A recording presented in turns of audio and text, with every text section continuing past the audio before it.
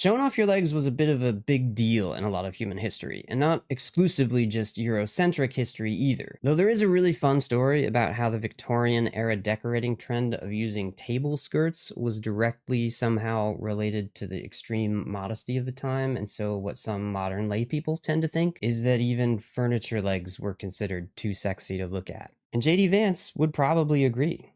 Unfortunately, this is probably a double myth. A mythception, if you will, because Victorian-era fashions and prior fashions of the 18th century, where this idea is also prevalent, had much more to do with trends among the wealthy socialite class and were more determined by means and status than by modesty. Things like the fact that simply having a wardrobe that's made of more material announces that someone is wealthy, because you could afford more fabric, to the practical fact that longer sleeves and stockinged legs would provide an absorbent layer for body oils and sweat. The other thing is that Victorian dresses actually often did have skirts that showed ankles, and even low necklines and sleeveless designs too.